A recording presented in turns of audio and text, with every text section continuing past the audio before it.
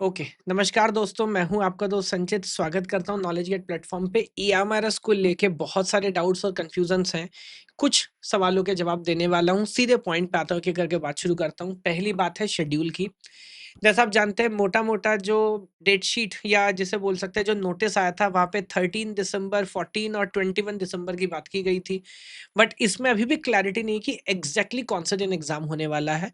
तो हमारी जो अंडरस्टैंडिंग है वो ये है कि जो कि नॉन टीचिंग और टीचिंग में बात करूं तो टीजीटी वाली जो पोस्ट है, उनका जो एग्जाम है वो 13 और 14 दिसंबर को हो सकता है। इसमें ऐसा भी हो सकता है कि 13th को सिर्फ नॉन टीचिंग कर लिया जाए, 14th को टीजीटी कर लिया जाए, या दोनों को बराबर-बराबर डेली बाँट दिया जाए। कुछ भी हो सकता है, अभी उसकी क्लैरिटी नहीं है।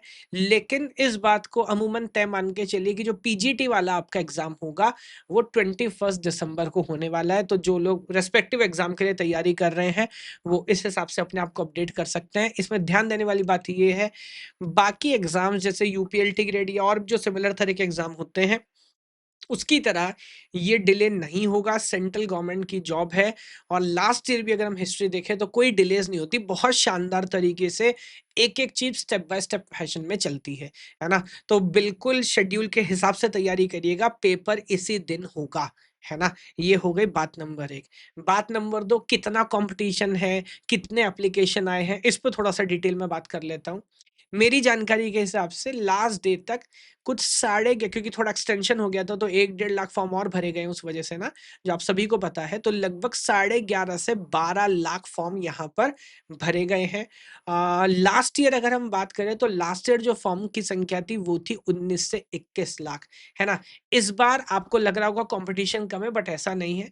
दरअसल लास्ट ईयर प्रॉब्लम क्या थी, जैसे इस बार आप एक ही फॉर्म भर सकते हैं अलग-अलग पोस्ट के लिए। Last year for PGT, TGT मान लीजिए आपको सेपरेट फॉर्म भरना था।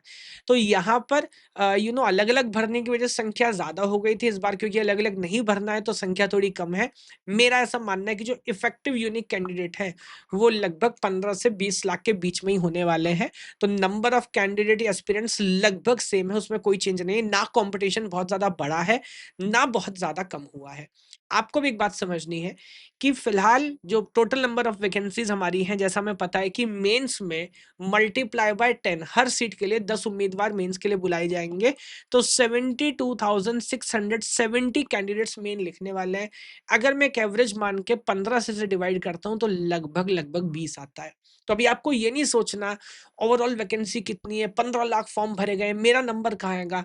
आपको ये सोचना है फिलहाल आपको कॉम्पिटिशन 20 कैंडिडेट से है, जिसमें कितने सीरियस है, कितने नॉन सीरियस है, कितने पेपर देने पहुँचेंगे भगवान जानता है।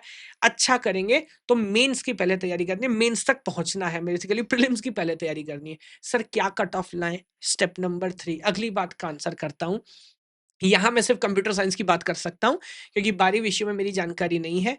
मेरा ऐसा मानना है कि जो कट ऑफ है, वो 60 से 72 के बीच में, ब बड़ा स्पेसिफ़िक सा नंबर है, बट कुछ कैलकुलेशन करके ये मैंने कैलकुलेट किया है, के बीच में कहीं होना चाहिए। 60, और ये मैं जनरल कैटेगरी की बात कर रहा हूँ, बाकी रिस्पेक्टिव कैटेगरी के हिसाब से आप इसे कम-ज़्यादा कर सकते हैं, बट 60 नंबर अगर आप लेके आ रहे हैं, 60 नंबर प्लस में अगर आप हैं, तो इस बात के बहुत अच्छे चांसेज़ हैं कि आप मेंस एग्ज़ाम लिखें। लेकिन अगर 70 प्लस आप ले आए तो फिर तो safest of the safest zone है। आप मेंस लिखने जा रहे हैं, मतलब भगवान का आशीर्वाद रहे, कोई नहीं रोक पाएगा आपको, है ना? तो इफेक्टिवली आपको इस रेंज में कहीं बीच में रहने की कोशिश करनी है ऑन द अपर एंड। हालाँकि प्रीलिम्स का, मेंस का बाद में कलेक्टिव मेरिट नहीं बनना, तो सिर्फ़ एक क्वालिफाइंग एग्ज़ाम है। फाइनली जो मेंस होगा वो मेंस की तरह आगे बढ़ने वाला है। यहाँ अगर मैं कंप्यूटर साइंस की बात करूँ, वैसे तो कॉमन है, सबके लिए कॉमन है, एक बेसिक आइडिया आप देख सकते हैं। कुछ टॉपिक थोड़े से स्कोरिंग होते हैं, कुछ इतने स्कोरिंग नहीं भी होते।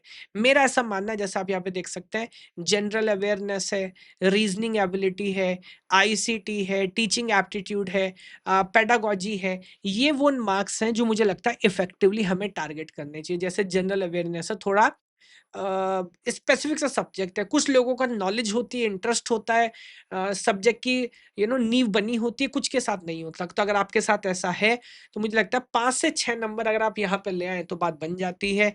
रीज़निंग एबिलिटी में 15 में से 9 से 11 नंबर टारगेट करिए। आईसीटी थोड़ा-सा रट्टाफिकेशन वाला हमारा सब्जेक्ट है, 11 से 13 नंबर टारगेट किए जा सकते हैं। टीचिंग एप्टीट्यूड में 18 टू 21। ये जो पेडागॉजी और डोमेन एक्सपर्टीज़ वाला है, मेरे को ऐसा लगता है 12 से 14 नंबर पेडागोजी में और 5 से 7 नंबर एनपी 2020 में अगर आप टारगेट करेंगे, तो इस रेंज में आपके नंबर आने वाले हैं, है ना? तो इस बात को मैंने आंसर कर दिया। अगली बात एग्ज़ाम सेंटर्स की कर लेते हैं। तो लास्ट टाइम जो 2023 में रिक्रूटमेंट हुआ था सिर्फ़ 37 सेंटर्स थे। इस बार 83 सेंटर हैं। लास्ट टाइम कौन-कौन से सेंटर्स थे आप देख सकते हैं, है ना? आयोग का मानना है कि आम तौर पे बच्चे को 100 से 150 किलोमीटर से ज़्यादा ट्रैवल ना करना पड़े। तो जो बड़े राज्य हैं जैसे मुझे लगता है उत्तर प्रदेश है, इवन कुछ हद तक राजस्थान है, मध्य प्रदेश है, महाराष्ट्र है, यहाँ पे हो सकता है ज़्यादा सेंटर्स देखने को मिले क्योंकि लगभग दुगनी से भी ज़्यादा संख्या कर दी गई है सेंटर्स की। तो ये वाली कहानी है। आपका जिस भी दिन एग्ज़ाम होगा लगभग 10 से 12 दिन पहले एडमिट कार्ड हमेशा रिलीज़ होता है ईएमआरएस में, तो इस बार भी ऐसे ही मान के चला जा रहा है। तो मान लीजिए अगर आप पीजीटी के लिए पेपर लिख रहे हैं जो 21 दिसंबर को होगा, तो 10-11 दिसंबर के करीब आपका जो एडमिट कार्ड है वो आपको मिलेगा। एडमिट कार्ड से मतलब आपको पता लग जाएगा किस सिटी में आपका एग्ज़ाम है। ऐसा बताया जा रहा है आम तौर पे एग्ज़ैक्ट स्कूल सेंटर नहीं बताया जाएगा, ताकि अगर आप थोड़ा जुगाड़ वाले लोग हैं तो वहाँ पे आप कोई सेटिंग कोई गड़बड़ घोटाला ना कर सकें, और 2 से 3 दिन पहले ही सिर्फ़ ये पता लगेगा कि एग्ज़ैक्टली उस शहर में कौन-सा सेंटर आपको मिला है, यानी कि मल्टीपल सेंटर्स यहाँ पे एक सिटी के अंदर हो सकते हैं। तो इसके बारे में मैंने आपको अपडेट कर दिया है। 2-3 इन्फॉर्मेशन और बता देता हूँ, हम यहाँ पर क्या एफर्ट करने की कर रहे हैं, कोशिश कर रहे हैं। ईएमआरएस में हम कंप्यूटर साइंस के स्पेसिफिकली कोर्स चला रहे हैं, बहुत शानदार कोर्स चला रहे हैं, जिसमें अभी हमारा जो फोकस है, वो टियर 1 यानी कि जो जनरल एप्टीट्यूड, रीजनिंग एबिलिटी, इन सारी चीज़ों के ऊपर है। इसके लिए लाइव क्लासेस भी लगाई जा रही हैं, उसके बाद जो हमारा मेंस है, उसके लिए भी तैयारी हम करेंगे। हमारा जो यहाँ पर मेन आइडिया है, वो है on the idea of technology. तो जो थोड़ा-सा एडिशनली डिफरेंट काम हमने करने की कोशिश की, थोड़ा-सा मैं आपको दिखाता हूँ। तो यहाँ पर अगर आप देखेंगे, पीपीटी महोदय,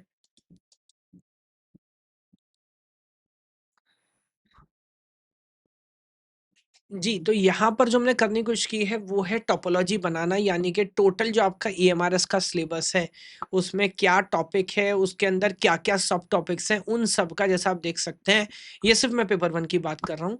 उन सब का एक खाका, एक एक बेसिक स्ट्रक्चर, एक ब्लूप्रिंट हमने बना लिया है। उसके बाद आप प्लेटफ़ॉर्म पे जाके देखेंगे तो अभी हम क्या कर रहे हैं, देखिए एएमआरएस के मेरे को लगता है आप कितना भी पढ़ाई कर लो ना, जब तक प्रॉब्लम सॉल्विंग नहीं करोगे आपका सिलेक्शन नहीं होगा। यहाँ पर ईएमआरएस, केंद्रीय विद्यालय, नवोदय विद्यालय 3 बड़े एग्ज़ाम हैं। तो हमने अगर आप देखेंगे ऑलरेडी अभी लगभग इसमें 600 क्वेश्चन्स का हमने सिलेक्शन कर लिया है हिंदी, इंग्लिश दोनों लैंग्वेजेज़ के अंदर। तो इसमें हम ये कर रहे हैं कि best to best question select करके इस टोपोलॉजी के हिसाब से topic by topic apart from live classes questions आपको दिए जाएँ। जितनी ज़्यादा प्रॉब्लम सॉल्विंग करोगे लाइव क्लास में बाद में खुद से, उतने अच्छे चांस होंगे आपके सिलेक्शन के। और अभी एएमआरएस को तो मेरे पास इस तरह का डेटा नहीं है, बट जब आप मैं थोड़ा-सा एग्ज़ाम्पल आपको दिखा देता हूँ हमारे गेट कोर्स से। यहाँ पर इस तरह से जब आप देखेंगे, अभी ये लॉन्च नहीं किया, जस्ट कुछ समय के बाद आपको नज़र आने वाला है इस तरह से, टॉपिक बाय टॉपिक जैसा आप देख रहे हैं। अब जैसे मैं गेट की अगर बात करूँ, डिस्क्रीट मैथ इम्पोर्टेंट है सर, कितना इम्पोर्टेंट है? टोटल 8% क्वेश्चन यहाँ से आते हैं, बच्चों को समझ आएगा अच्छा यार ये इतना इम्पोर्टेंट है। इसके अंदर कौन-सा टॉपिक ज़्यादा इम्पोर्टेंट है? तो मैं देख रहा हूँ, ओवरऑल देखता हूँ तो फंक्शन से 22% क्वेश्चन आ रहे हैं, ग्राफ थ्योरी से 31% आ रहे हैं। यार ग्राफ थ्योरी पढ़ना है। ग्राफ थ्योरी में क्या इम्पोर्टेंट है? When I will go inside then I will see graph theory 5%, 16%, graph colouring is very, very important. तो ये जो पूरा पेपर की अंडरस्टैंडिंग है, आप मेरी बात समझ रहे हैं ना, कि क्या पढ़ना है, कितना पढ़ना है, कैसे पढ़ना है, ये बात हमें समझ नहीं आ रही होती।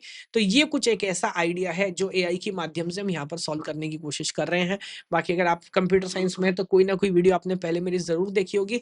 अगर आपको अच्छा लगे तो एक मौका ज़रूर दीजिएगा। ये जितनी भी चीज़ें मैंने दिखाई इसमें से कुछ चीज़ ऑलरेडी आ गई हैं, और कुछ चीज़ में अभी थोड़ा-सा समय लग रहा है, बट मान के चलिए हफ्ते 10 दिन के अंदर ये सारे फीचर्स हम लेके आने वाले हैं, ताकि प्रीलिम्स की आपकी शानदार तरह की तैयारी करा सकें। बाकी जो भी अपडेट होगा कोर्स को लेके या कोई इम्पोर्टेंट नोट्स न्यूज़ के लेके, वो मैं समय के साथ आपको अपडेट करता रहूँगा। जय हिंद, जय भारत।